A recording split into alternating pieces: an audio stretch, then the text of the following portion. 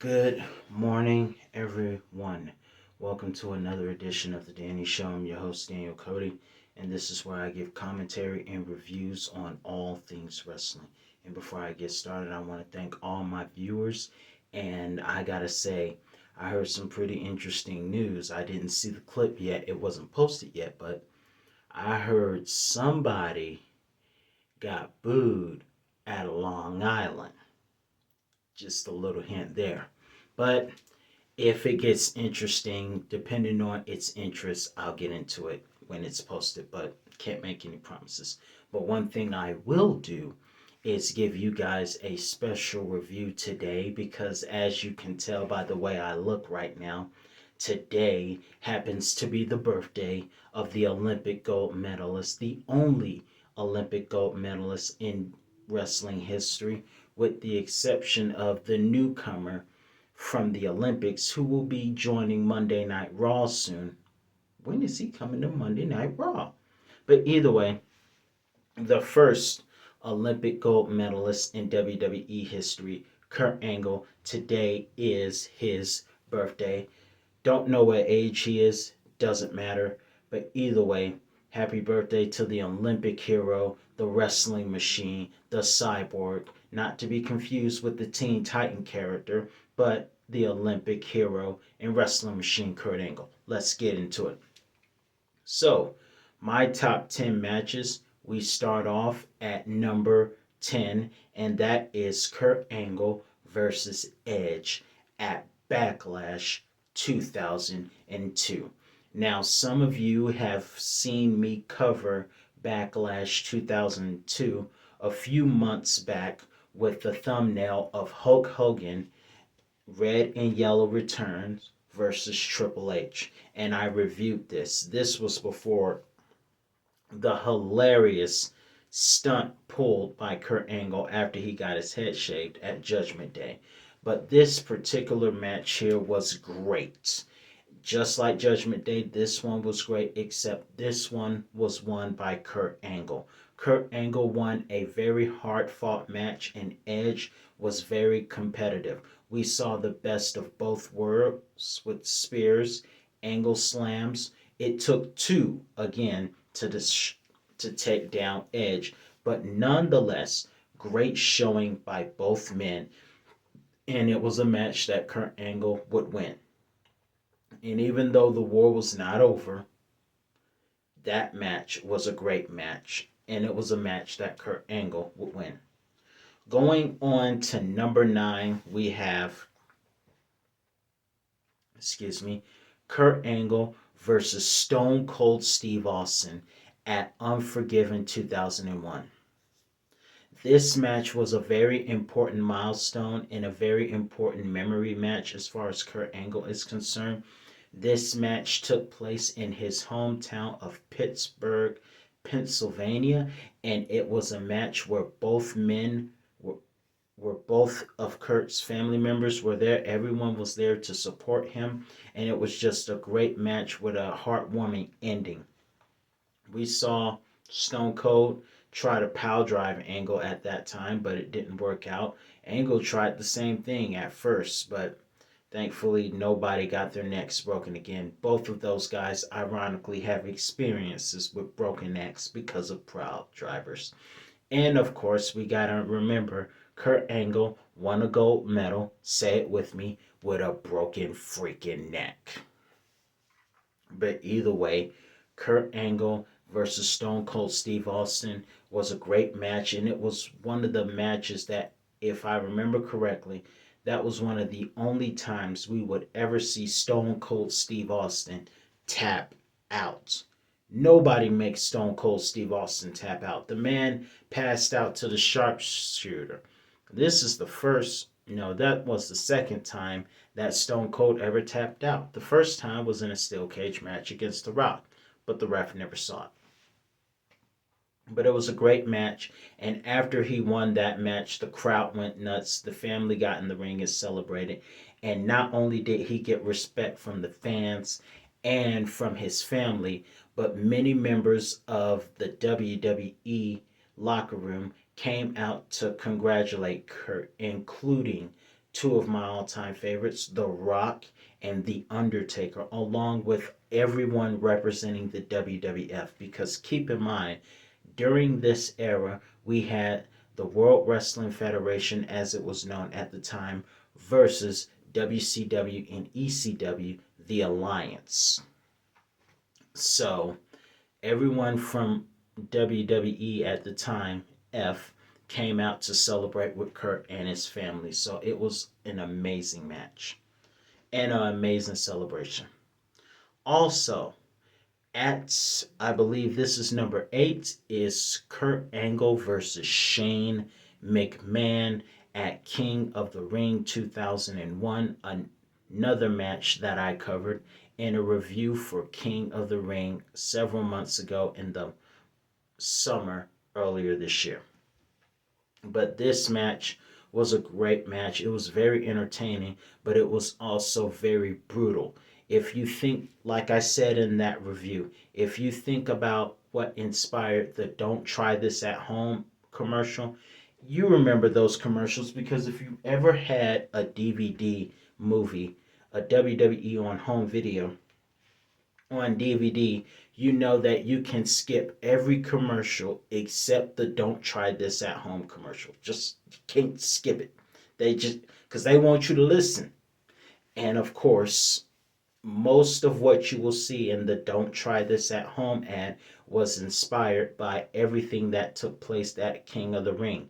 A lot of injuries took place. Chris Benoit breaking his neck, and the injuries that Shane and Kurt Angle had, with Kurt Angle breaking his tailbone and Shane having his injuries and his pain. But it was a very entertaining match and it was very brutal. Kurt had already had two matches earlier that night, Shane only having that one. But that one was very brutal and very extreme, and it earned a lot of our respects to see the toughness of both men. And Kurt Angle through Shane, we can't talk about King of the Ring without talking about Shane getting thrown through the glass pots not once, but twice. But one of my favorite matches. If you haven't seen it, check it out. At number 7, we have, speaking of Chris Benoit, we have at number 7 Kurt Angle versus Chris Benoit at the Royal Rumble 2003.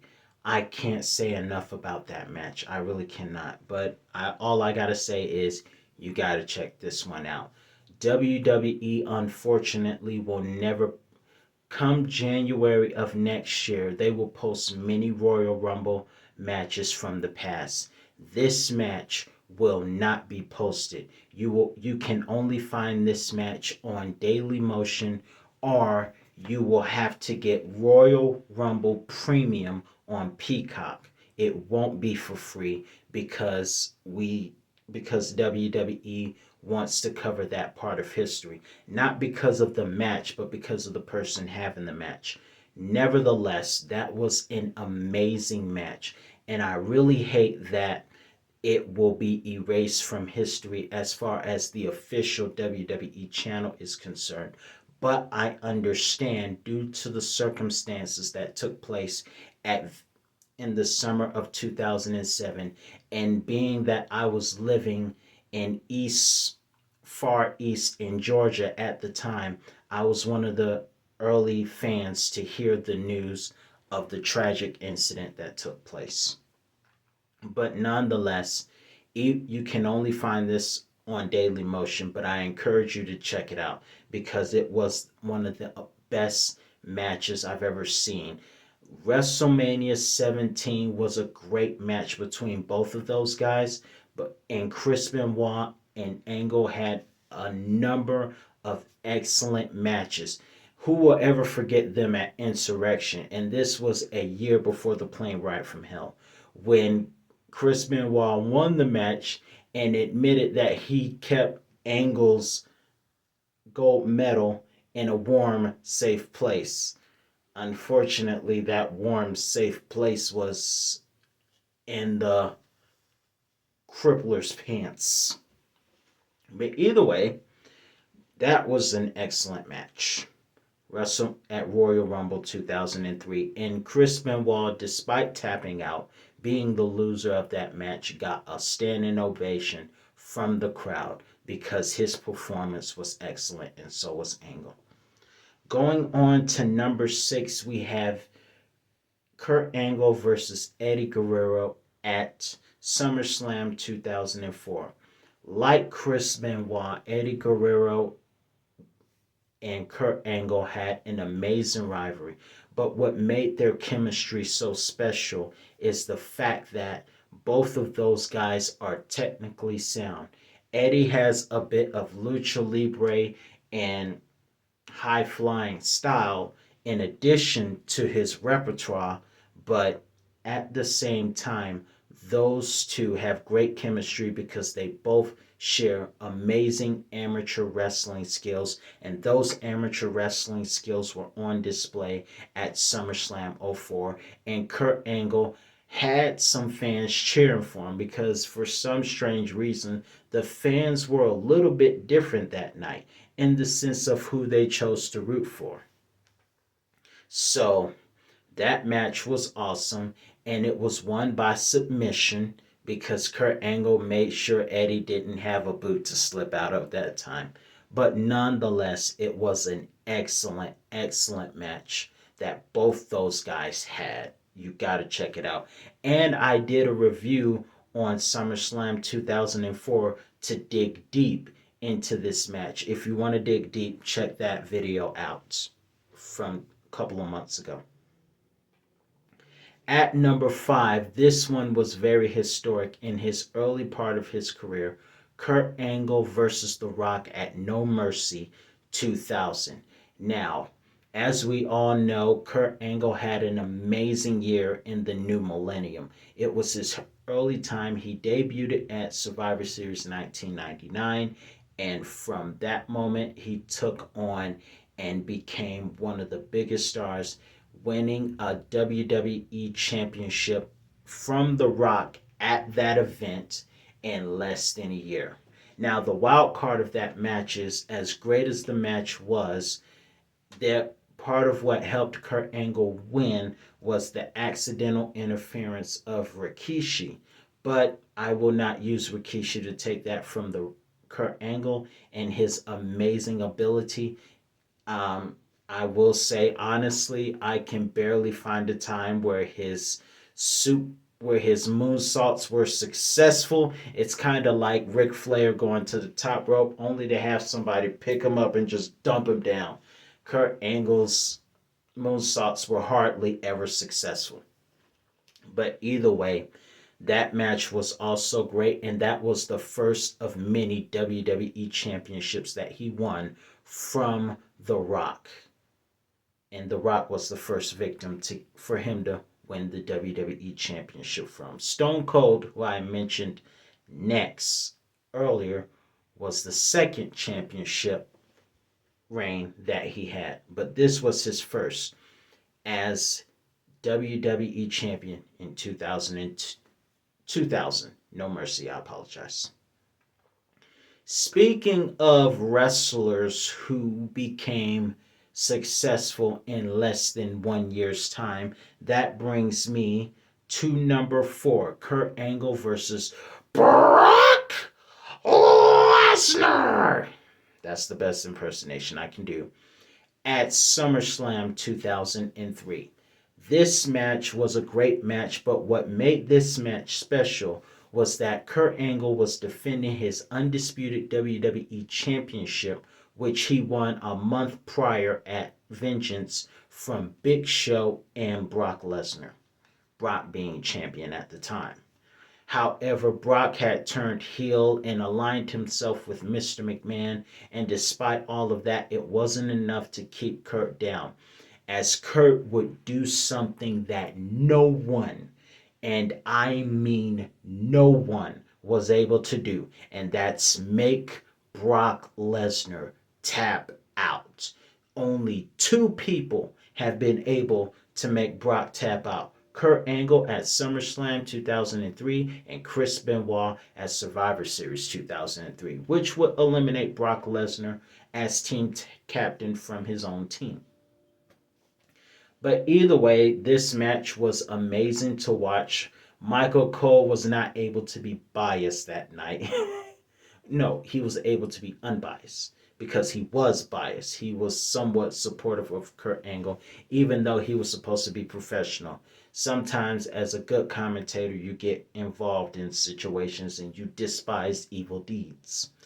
But either way, it was a great match, and that will be known in history as the only person to make Brock Lesnar tap out. And while I'm on the subject, I want to ask you guys a question.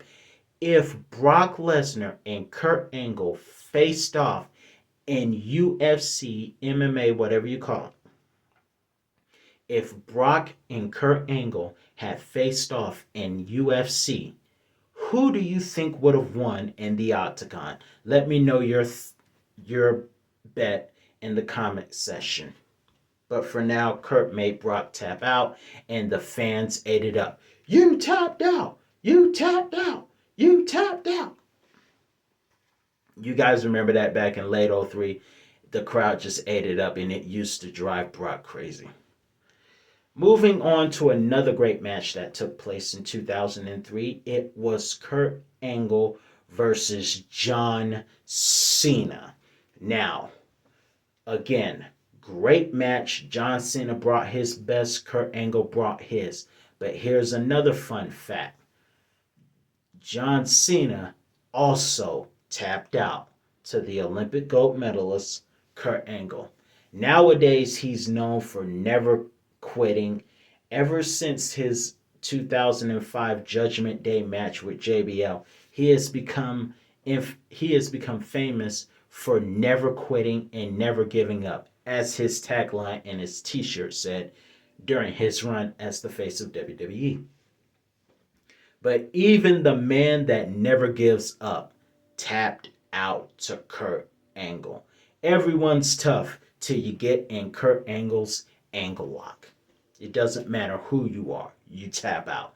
And John Cena, despite putting on a great match, tapped out. The other thing that makes this match entertaining was this match was split 50-50 as far as fan population was concerned because of John Cena's freestyling skills along with Kurt Angle being babyface. And John Cena was a heel, yet he was getting over with the crowd, and the crowd loved him for his thugonomic persona. Yet, despite the 50-50 crowd, John Cena tapped out, and it was the 50-50 crowd and the amazing skills that make this an amazing must-see match. No Mercy 2003. On to number 2, we have Armageddon 2000. Now, keep in mind, Kurt Angle has had an amazing year. He's become King of the Ring winner. He won European and Intercontinental Championships in the same year at the same time. And he won the WWF Championship at No Mercy. Since then, he has defended his championship in somewhat crooked manners at times against The Undertaker at Survivor Series, in crooked fashion using his brother to trick the ref, and so forth. That match, and considering everyone's backgrounds, would lead to a main event amazing, one of my all-time favorite Hell in a Cell matches between Kurt Angle, Triple H, Rikishi, The Undertaker, who made that match famous, The Rock, and Stone Cold Steve Austin. A 6-man Hell in a Cell match, and the cell did not contain them all because they had to get on the outside and fight. And to Kurt Angle's credit, Kurt Angle slammed The Rock near the end, and Kurt Angle was the one to bust open The Undertaker with a steel chair. Of course, everyone's talking about the fact that The Undertaker once again made himself famous for hurting somebody and shortening someone's career inside Hell in a Cell by choke slamming Rikishi off the top of the cell and making everyone freeze. But either way, despite the carnage going outside of the ring onto the entranceway and all over the arena, somehow Kurt Angle was able to take advantage of the situation by pinning by rolling an arm onto the Rock after the Rock, I believe, was pedigreed by Triple H. And despite being victorious, the match didn't end there as he was stunned by Stone Cold Steve Austin. But either way, Kurt Angle once again makes 2000 his year by defeating 6 of the absolute best inside Hell in a Cell. Before I get to number 1, let me make some honorable mentions. Let's start uh, with Kurt Angle versus The Undertaker in September of 2003, a match that was great. It was a match that took place in New Orleans, and as great as the match was, Kurt Angle was defending his championship, but Brock Lesnar ruined the whole thing. Kurt Angle said on Tombstone History of The Undertaker on The Undertaker's Extras that that was one of his greatest matches and credited The Undertaker as one of the greatest ever. Another honorable mention is himself teaming with Benoit versus Edge and Mysterio. And with that being said, another honorable mention, Kurt Angle with Ronda Rousey versus Triple H and Stephanie.